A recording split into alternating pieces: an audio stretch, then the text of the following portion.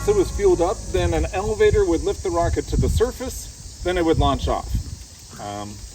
That whole process took about 15 to 20 minutes, and here in Kansas, we assumed we had about a 30-minute window. If we saw that they were launching on us, this would have been a target.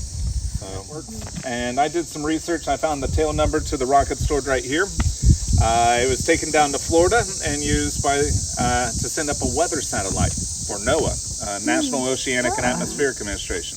So the Atlas F series, they built 72 of these across the nation. You can find them in Nebraska, Kansas, Oklahoma, New Mexico, Texas, and there was another missile squadron up in the Adirondacks in upstate New York.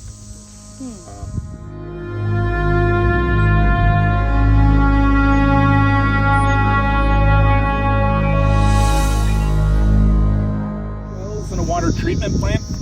So there's a bin that would open up. You could dump in charcoal, use that for filtering the water before pressurizing it to the base. And here's a bunker that goes 30 feet underground. Inside was stored a telescopic antenna. If your main communications tower went down, that was your backup plan. The blast door would open up, antenna pop out the ground 100 feet in the air, and you could resume communications with Strategic Air Command. You have blast valves that would shut in an instant if a sensor outside detected an explosion. And then you had filters that could filter out chemical, biological, and nuclear contaminants.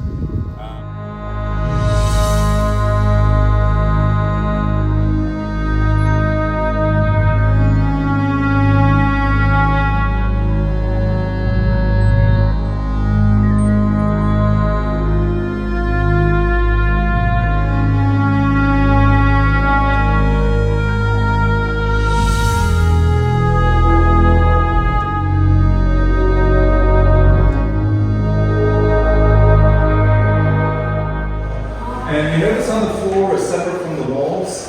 Originally this was suspended from the ceiling at 4 different points around the room. So you had air shocks that would keep everything level if an explosion happened up above. You notice even the lights are on springs. That is that as someone would walk from one side of the room to the other, it was constantly adjusting. And so you would hear this sound of the air shocks adjusting and keeping everything. Once I got it down nice and clean, then I've really been blessed in this journey. Benjamin Moore sponsored me with 100 gallons of paint to paint the whole place, give it a fresh new look. Airbnb sponsored me with their OMG fund. Like, oh my God, what is this?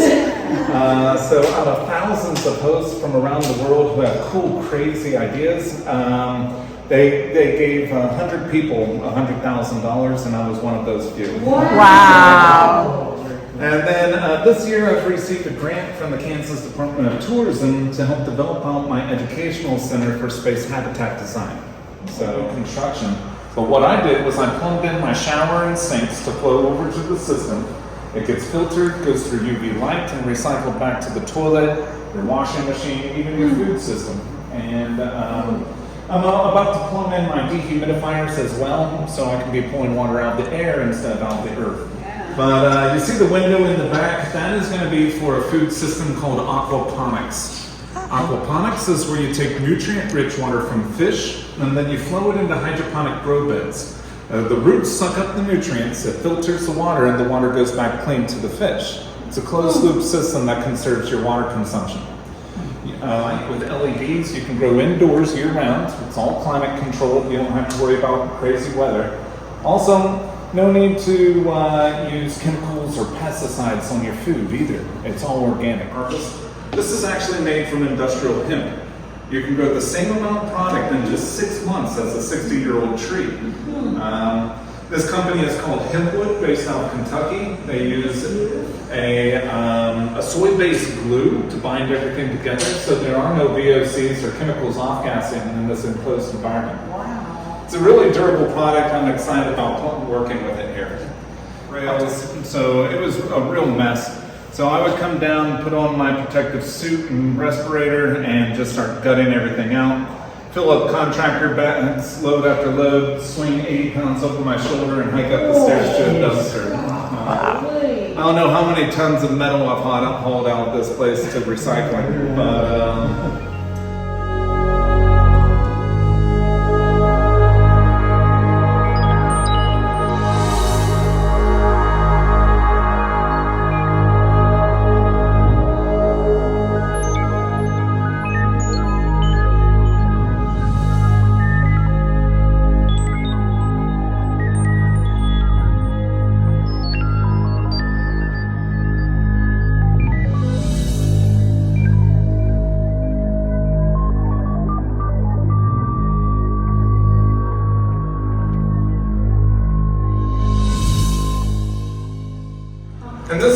here you can see we're on the top floor of the Launch Control Center.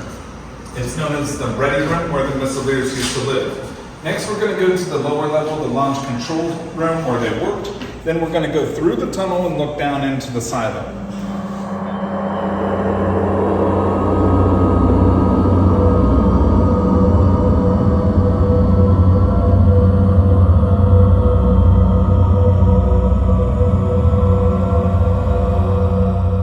Here, this is the former launch control desk. Unfortunately, they gutted this when they left.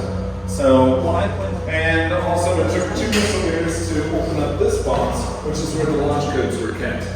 Each had their own combination lock. That way, one person couldn't go rogue and take over the place.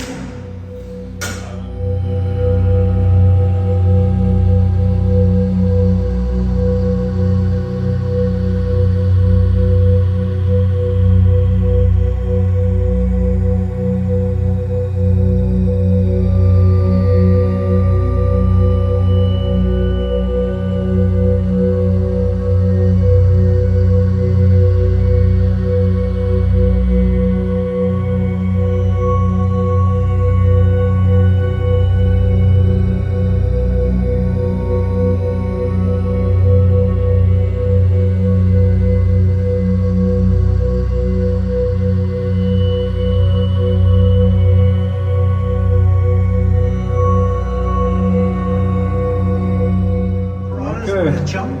3, 2, 1. Oh my gosh.